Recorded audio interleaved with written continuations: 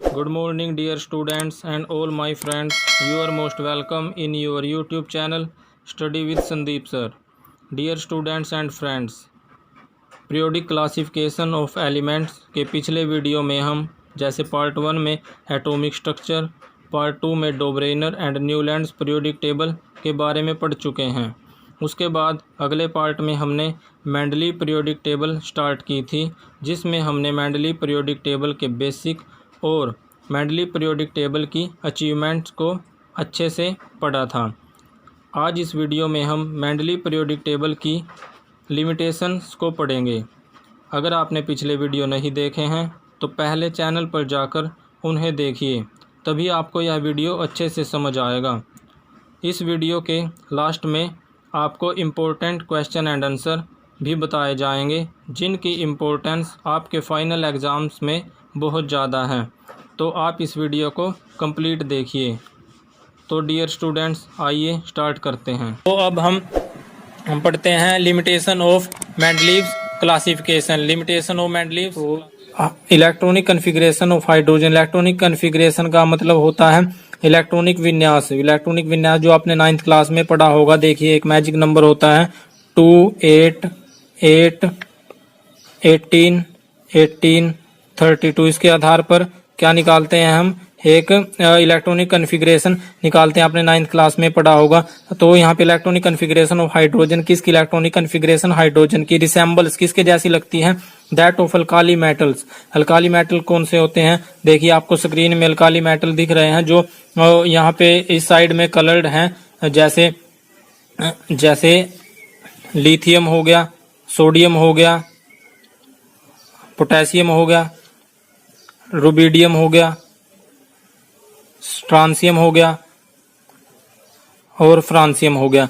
ये सब हमारे क्या हैं? ये आपको फोटो में भी दिख रहे हैं और मैंने यहाँ लिख भी दिया है। ये सब क्या है? हमारे अल्काली मेटल होते हैं। अल्काली मतलब जो हमारे क्षारीय धातुएं हैं वो होती हैं, उनके जैसी इनकी इलेक्ट्रॉनिक कन्फिग्रेशन होता है।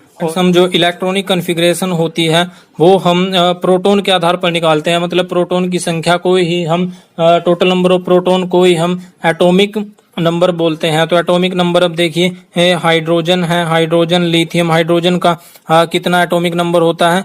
1 होता है। तो इसमें कितनी संख्या होती है प्रोटॉन की? 1 होती है। और लिथियम की कितनी वो बनेगी? इलेक्ट्रॉनिक कन्फिग्रेशन 2 बनेगी, 1 बनेगी। उसके बाद सोडियम की ही बनेगी 2, 8, 1। और इसकी पोटेशियम की बनेगी, पोटेशियम 2, 8 और 1। तो इनकी ये बनेगी। तो सभी में जो लास्ट जो शेल होती है उसमें एक एक प्रेजेंट है। तो इलेक्ट्रॉनिक कन्फिग्रेशन किनके जैसी है? इनकी अल्काली मेटल जो है।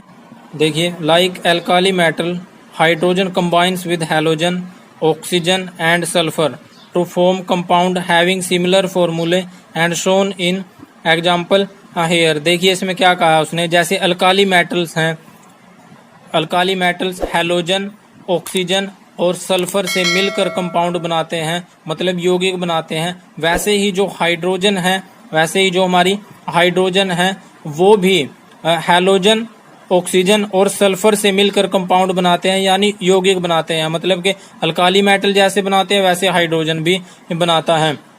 सिमिलर फॉर्मूले as shown in the example here. जैसा ही एग्जाम्पल में हम यहाँ पे देखते हैं। जैसे ये हमारी हाइड्रोजन के कंपाउंड हैं और ये हमारा अल्काली मेटल्स का है Na सोडियम हमने लिया है। तो देखिए, ये Cl क्या है? ये हमारा हैलोजन है। हैलोजन होते हैं। हैलोजन आपको आपके जो फोन है इसकी स्क्रीन पर दिखाया हुआ है, जो फोटो है उसमें हैलोजन पर कलर किया हुआ है। रेड कलर का जो कलर है ये आपको दिखाया हुआ है। इनमें ये सारे हमारे हैलोजन हैं। तो देखिए, इसने भी हैलोजन के साथ सेम वो बनाया HCl, सेम फॉर्मूला, और इसने भी NaCl। इसने अब ऑक्सीजन के साथ भी बनाया हाइड्रोजन ने सेम, और इसने भी सोडियम ने भी सेम बनाया Na2O।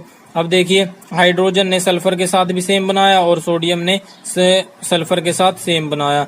तो इस प्रकार से सेम फॉर्मूले ये बनाते हैं। जो ये एक लिमिटेशन थी मेंडली पीरियोडिक क्लासिफिकेशन की। इसमें प्रॉब्लम ये थी कि हाइड्रोजन को किस तरफ रखा जाए। हाइड्रोजन को मतलब जैसे स्क्रीन पर दिखाया गया है, या हाइड्रोजन को और उसमें रखा जाए, अल्काली मेटल के साथ रखा जाए, या हाइड्रोजन को हैलोजन के साथ रखा जाए, ये एक बड़ी समस्या थी। उसके बाद देखते हैं on the other hand just like halogen hydrogen also exist as diatomic molecule, it combines with metal and non metal to form covalent bond. और इसी तरह से ऑन अदर हैंड मतलब दूसरी ओर हैलोजन की भांति हाइड्रोजन भी कैसे, हाइड्रोजन भी डाई एटॉमिक मॉलिक्यूल मतलब द्विपरमाणु कणु के रूप में पाई जाती है। और यह धातु और धातुओं के साथ जो मतलब मेटल नॉन मेटल है उनके साथ कोवेलेंट कंपाउंड बनाती है, मतलब सह संयोजक यौगिक बनाती है। आपका पहला तो ये पॉइंट हो गया, दूसरा ये पॉइंट हो गया। इस पॉइंट को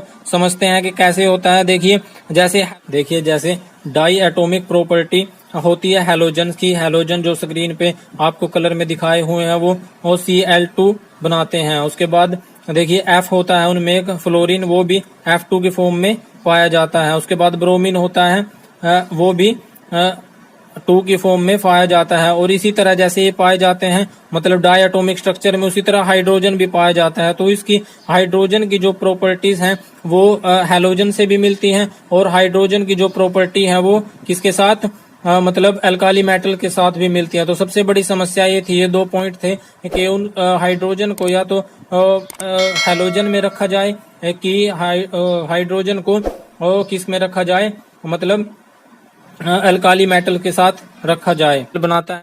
सर्टेनली नो फिक्स पोजीशन, इसमें ये कहा certainly no fix position can be given hydrogen in the periodic table. निश्चित रूप से कोई भी फिक्स पोजीशन हाइड्रोजन की नहीं दी गई थी पीरियोडिक टेबल में। This was the first limitation of Mendeleev periodic table, जो एक समस्या थी, जो उसकी सीमाएं थी। तो पहली समस्या ये थी उसमें पीरियोडिक टेबल में कि हाइड्रोजन को कहाँ पे रखा जाए, हैलोजन के साथ रखा जाए या अल्काली मेटल के साथ रखा जाए। He could not assign A correct position of hydrogen in this table, कोई भी करेक्ट पोजीशन असाइन नहीं की गई थी।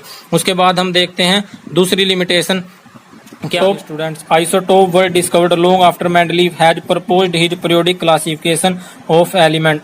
जो आइसोटोप थे उनको बहुत बाद में डिस्कवर किया गया था। किसके बाद में, जब मेंडलीव ने अपनी पीरियोडिक टेबल अपनी पीरियोडिक टेबल का वर्गीकरण कर लिया था, उसमें एलिमेंट्स का वर्गीकरण कर लिया था। उसके बहुत बाद जब उसकी एक्सेप्ट कर ली गई जो पीरियोडिक टेबल थी, उसके बहुत बाद में आइसोटोप्स को खोजा गया था। आइसोटोप बेसिकली होते क्या है देखते हैं। लेट अस रिकॉल, आइए देखते हैं that isotope of an element have similar chemical property.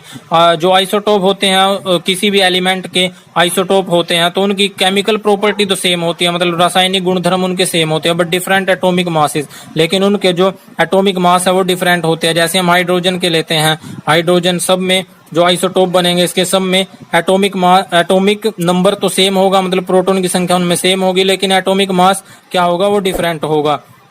जैसे एटॉमिक मास डिफरेंट होगा। लेकिन हमने शुरू से हम पढ़ते आ रहे हैं, जो मेंडलीव ने अपनी पीरियोडिक टेबल दी है उसमें उसने इंक्रीजिंग एटॉमिक मास के आधार पर इंक्रीजिंग एटॉमिक मास के आधार पर उसने अपनी पीरियोडिक टेबल में एलिमेंट्स का वर्गीकरण किया है। लेकिन जब हमने पढ़ा है तो इनमें तो इंक्रीजिंग एटॉमिक मास है, लेकिन उसने एक ही प्लेस पर उनको व्यवस्थित कर रखा है, एक ही प्लेस पर उनको डाल रखा है वो दिखाई। Consider the isotope of the chlorine Cl35 and chlorine 35। यहाँ पे देखिए क्लोरीन का जो क्लोरीन का एटॉमिक मास है वो 35 है और 37 है, मतलब क्लोरीन का आइसोटोप है, इनके मास डिफरेंट है, एक 35 और 37 मतलब बढ़ रहा है, लेकिन उसने क्लोरीन को एक ही कॉलम में जगह दी है और उसने किसी दूसरी जगह उसको नहीं रखा। तो अब देखिए 10 isotope of all element posed a challenge to Mendeleev periodic एक टेबल। इस प्रकार जो तत्वों के जो एलिमेंट्स के जो समस्थानिक थे, जो आइसोटोप थे, वे उसकी पीरियोडिक टेबल में उनको अरेंज करना एक बहुत मुश्किल थी, बहुत समस्या थी उसके सामने। अनदर प्रॉब्लम वाज, और देखिए जो ये थर्ड पॉइंट है ये उसकी तीसरी थर्ड लिमिटेशन है। थर्ड अनदर प्रॉब्लम, जो एक दूसरी समस्या अलग समस्या थी, was that the atomic mass do not increase in regular manner. जो एटॉमिक मास था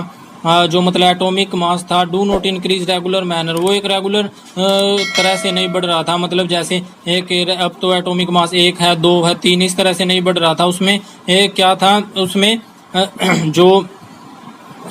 जो मतलब गैप था वो बहुत ज़्यादा था, एक के बाद 8 आ गया, एक के बाद ऐसे ऐसे करके, जैसे आपको फोटो दिखाई गई है आपकी स्क्रीन के ऊपर, जैसे उनमें एटॉमिक मास बढ़ रहा है, देखिए किसी में 6 बढ़ रहा है, किसी में 8 बढ़ रहा है, तो इस प्रकार से एटॉमिक मास ज़्यादा बढ़ रहा था। इसीलिए so it was possible to predict how many element, तो इसलिए यह पॉसिबल नहीं हो पा रहा था, यह संभव नहीं हो पा रहा था, क्या अनुमान लगाना संभव नहीं हो पा रहा था। How many element could be discovered between them, कि इनके बीच में कितने तत्व खोजे जा सकते हैं, और ऐसा किन के साथ था, specially when we consider the heavier element, जब हम जो भारी एलिमेंट हैं उनके बारे में बात करते हैं तो उनमें बहुत कठिनाई आ रही थी। तो ठीक है डियर स्टूडेंट्स, आपने ये वीडियो देखा, आपको अच्छी तरह समझ में आया होगा। अगर कहीं पे कोई प्रॉब्लम है तो आप दोबारा उस वहीं जाके वीडियो को देख सकते हैं। Dear students and all my friends, अगर आपको ये वीडियो अच्छा लगा हो और इस वीडियो ने आपकी नॉलेज को इम्प्रूव किया हो तो आप इस चैनल को साइड में आ रहे लाल रंग के सब्सक्राइब बटन को दबाकर सब्सक्राइब जरूर करें, और सब्सक्राइब करने के बाद आए बेल आइकन यानी घंटी के निशान को जरूर दबाएं, ताकि जो भी वीडियो अपलोड की जाए वो आप तक सबसे पहले